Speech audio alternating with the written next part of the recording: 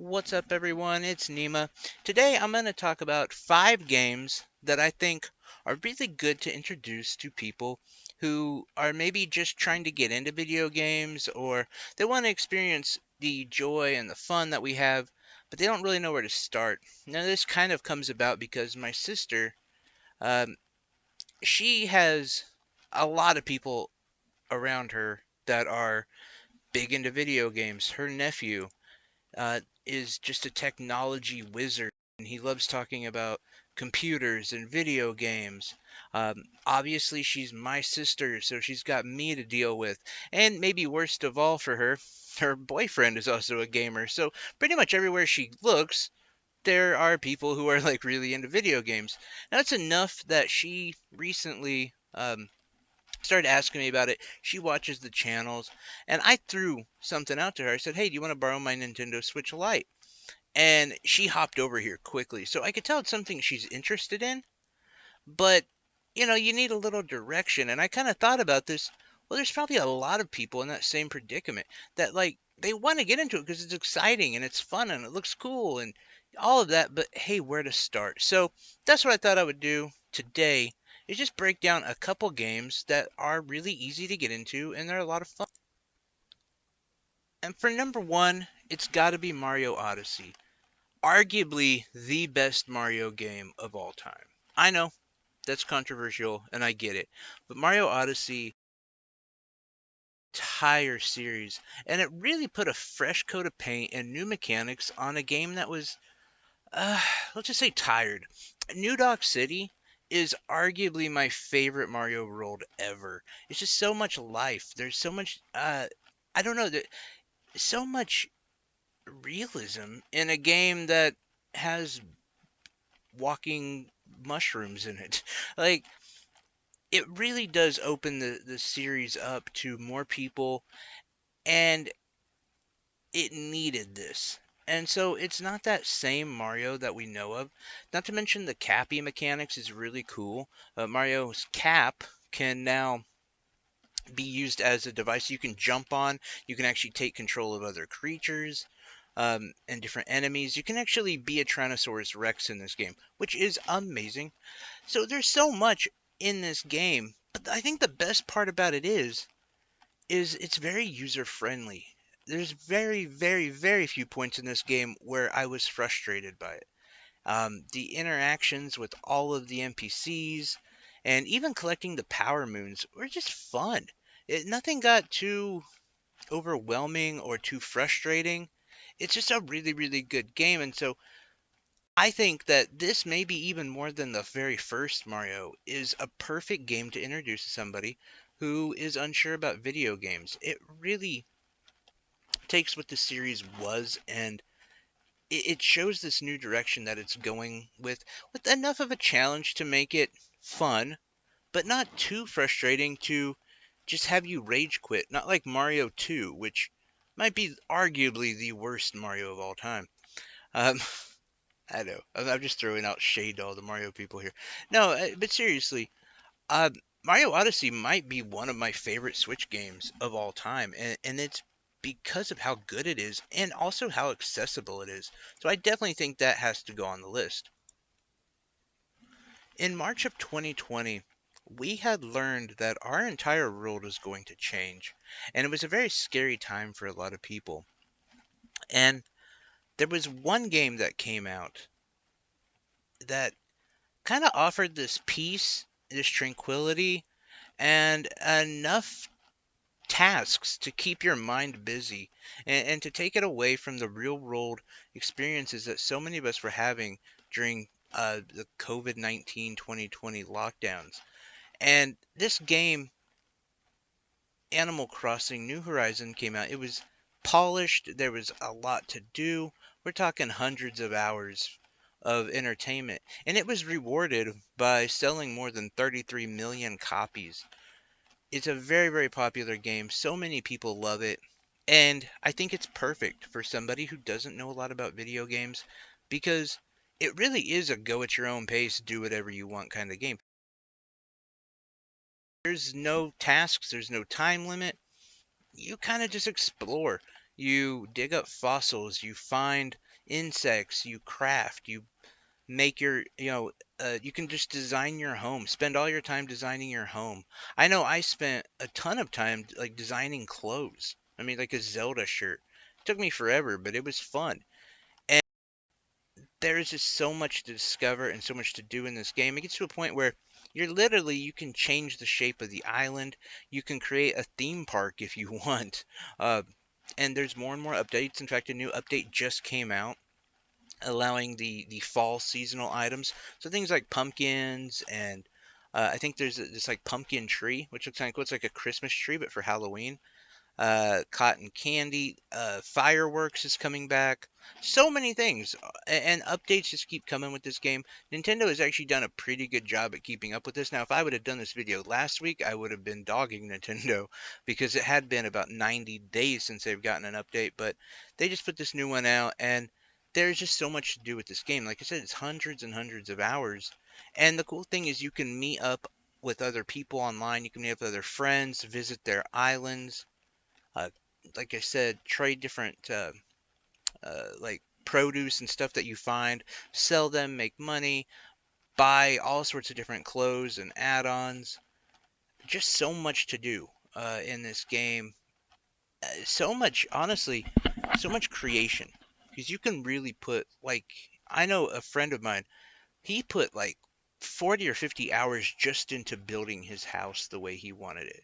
The floors, the walls, all the stuff around it. He wanted like this a water park kind of thing right outside his house. And so he took a lot of time designing all this. There's just so much to do in this game. And that's why I think it's a perfect game because there is no right or wrong way to do it. You can be like me and just have kind of this crappy little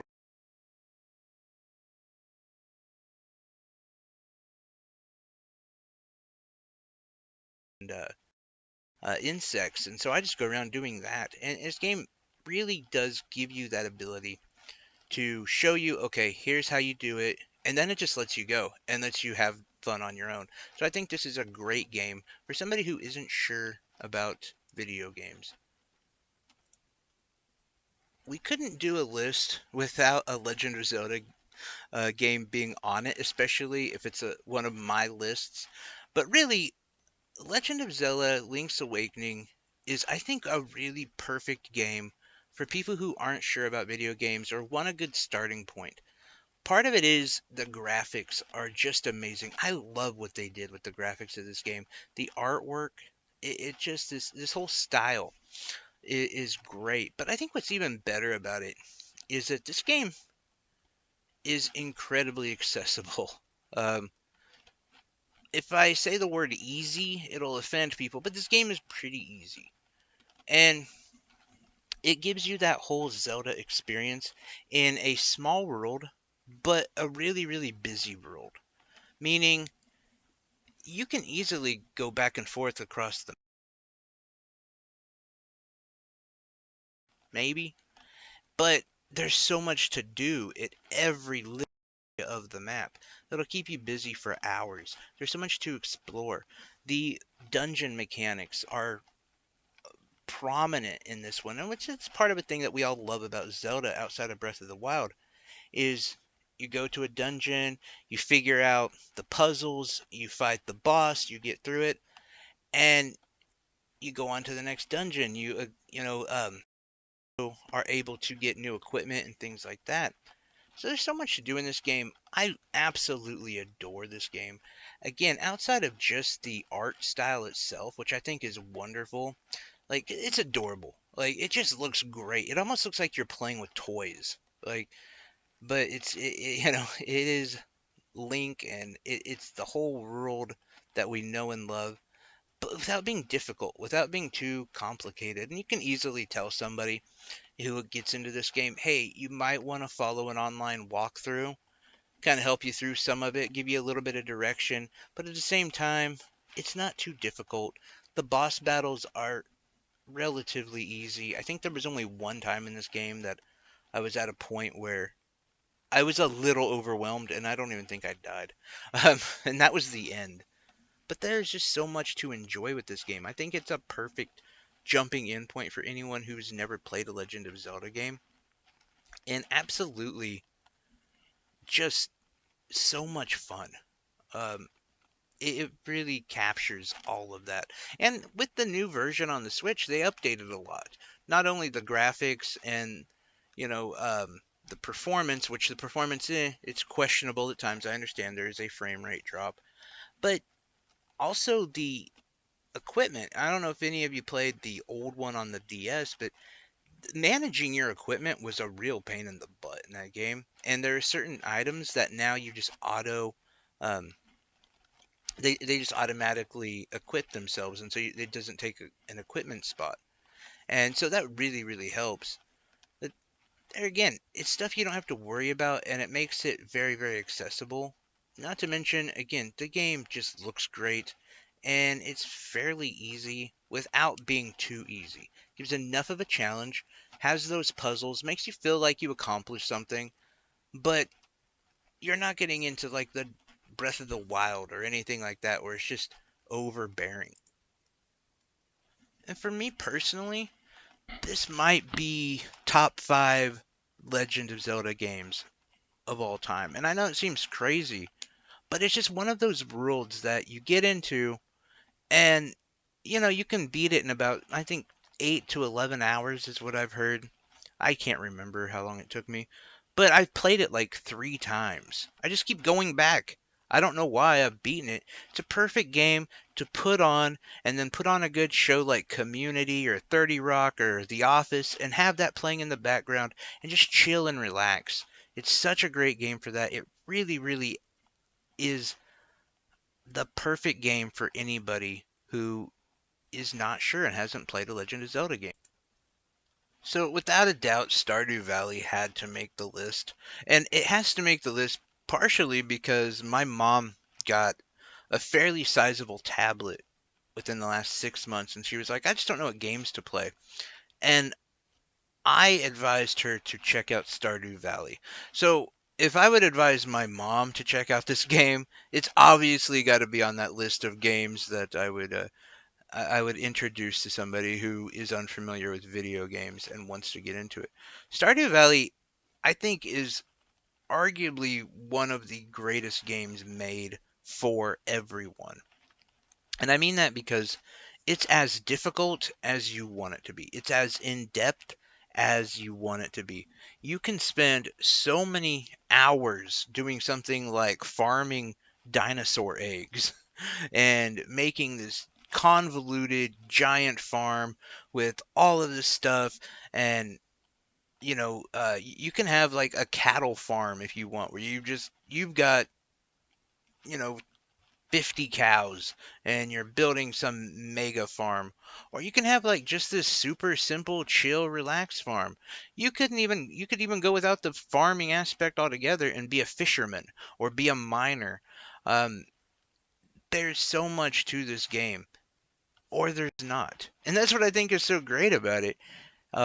You can be just like the family man and get married, have kids, you know, do that kind of life.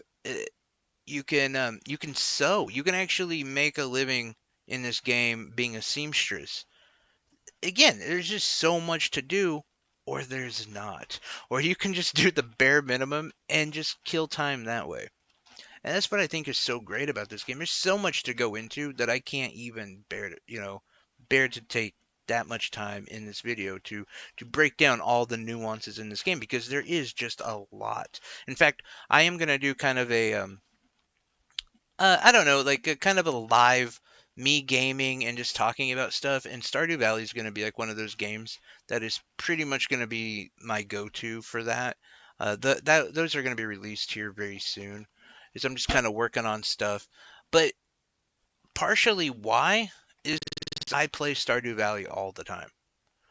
When I'm not in like a new game, or I'm not reviewing, or I just kind of need a break from some of that stuff, I go to Stardew Valley. I work on my world, on my farm. A lot of times, honestly, I just start over again. Like I haven't even got to the point where I like have a family or anything. Like I get to a point where I'm like, oh, I can get dinosaurs. Oh, I'm gonna do that. So I'll sit there and mess around with like trying to get dinosaurs for hours and hours. Still haven't done that either. But I have so much fun playing it and so much fun.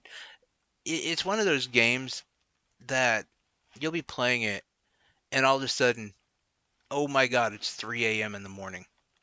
And I'm still going to play a little bit more. I'm going to be honest with myself and just say, sleep. You will elude me again. I am going to stay on and work on my farm. And it's so addictive and so much fun.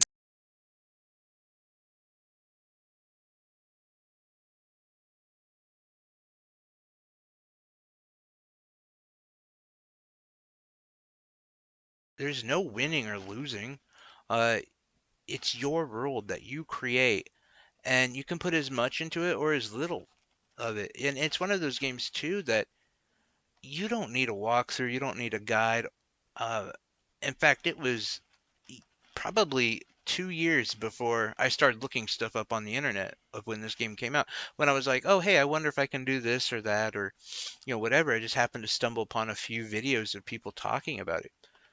It's such a great game, though, without a doubt. As I said in the previous, with Legend of Zelda, Link's Awakening, and Mario Odyssey, and with Stardew Valley 2, these are great games. It's not even just, hey, these are easily accessible. These are top 10, top 20 Switch games of all time. And Stardew Valley, arguably the greatest indie game ever made. And without a doubt, it's perfect for anybody who is unsure about video gaming or where to start. I think the other great thing too about Stardew Valley is the rest of those games that I mentioned, they're $59.99. Some of them, like Legend of Zelda, will go on sale seldomly. um, Animal Crossing, yeah, almost all those are Nintendo titles, so they don't drop very often in price. But Stardew Valley is $14.99. So yeah, you got hundreds and hundreds of gameplay for, yeah, 14, 15 bucks. As much as you'd spend on lunch in a couple days. So great starting off point without a doubt. So I went back and forth on this last one with a lot of games. Trials of Mana being one, because I think that game is really accessible and really fun. But the RPG elements are pretty thick, and if you're not a big fan of RPGs, it can really push you off. Um, there was some other sports games, like honestly, golf, PGA 2K 21 or 20 or whatever. That game is actually really fun. Even if you're not into golf, but just like the simple mechanics of flinging your analog stick to hit a ball is incredibly fun. I have killed so many hours, embarrassingly so, playing that game. Um, but that was one that I was thinking of. Obviously, I think the best-selling Nintendo game right now is Mario Kart 8, and I was thinking that one would be a good one. Um, there's just so many of those, like Pokemon Let's Go. Um, that one's really easy, and if you never played video games before, it's a fun adventure. But I didn't, it's like, yeah, but there's RPG elements there again, and what if it's just too cutesy? I landed on Super Smash Brothers for a few reasons. Number one, I think everybody loves fighting games to an extent, and Super Smash Brothers not only has that fighting element, but it also has that single player element too. Where you go on an adventure and you unlock different things and you fight just a ton of people. It's one of those games that if you want to unlock everything in the game, you're in it for probably 60, 70 hours. I know people who have put in, I'm not kidding, over 500 hours of time into this game. But it's simple. Like anyone can play this game. It's a couple button mashes and analog stick movements, and that's really it. It's not the depth like a Mortal Kombat or a Street Fighter, uh, but there is a lot to it at the same time. Like, it's one of those games that it's easy to get into, but pretty difficult to master. And so I think that it falls at a good position here. And just because there's so many characters to it as well, I think that's a big part of it for me. Because, like, it can be cutesy, or you can use the Fire Emblem guys, and they're more, like, a little bit more hardcore. Or you can use Kirby if you want. You've got tons and tons of options to go back and forth on, and so many mainline characters that you've heard of. And if you kind of like them, that also kind of maybe leads to you checking out their games. But again, I really like the aspect of that single player adventure, because it's something you can kind of do on your own. You can take as much time or as little time as you want doing that, and just unlocking different stuff for the game. You can actually create characters. You can design your own character for yourself. There's a lot more to it than just a fighting game, and I think that's kind of important. But I think the other part about it too, and this is where I was stuck between this one and Mario Kart Deluxe 8, is the local play, the multiplayer. Sorry, stumbling for words there. But the multiplayer is where it's at with a lot of these games. There's no doubt to it, right? Like, Super Smash Brothers is great, but if there was no online battling or local co-op or local PvP, the game would stink. And I think that's kind of important though, because that does capture what an element of gaming is playing against people in that competition. Now, for if it's just that PvP kind of thing, I would almost say Mario Kart is a little bit more accessible because it's a little bit more forgiving, and you don't feel as frustrated when you lose as when you lose in Super Smash Brothers. But Super Smash Brothers is just so much fun, and there's so much button mashing. It's a little bit quicker. You don't have to do this whole like tournament thing. I was back and forth, honestly. Like, this was close. The one thing I didn't really see coming when I first started making this video was that every single one of these games would be, besides Stardew Valley, they're all Nintendo games. Like, I'm not a Nintendo fanboy. I'll be honest, like, Wario coming out, I really don't care about. Metroid Dread coming out, nah, I don't care. Like, I'll check it out because it's a new Metroid game, but I wasn't super hyped about it. Like, the only series from Nintendo that I can say without a doubt I'm like ride or die is The Legend of Zelda. The rest of them I don't really care that much about, but that does kind of prove a point about Nintendo, because I think you would have a hard time arguing with me on my list here. And I think that's what makes Nintendo so great. They're so good at recruiting new people. And every one of these games I mentioned, you have to admit, they are great jumping in points, and they're very accessible. And, that's just a good thing of what Nintendo's done. And honestly, accessibility on top of being really great fun games for even experts and people who have played for years like myself. Not the expert part, just the veteran.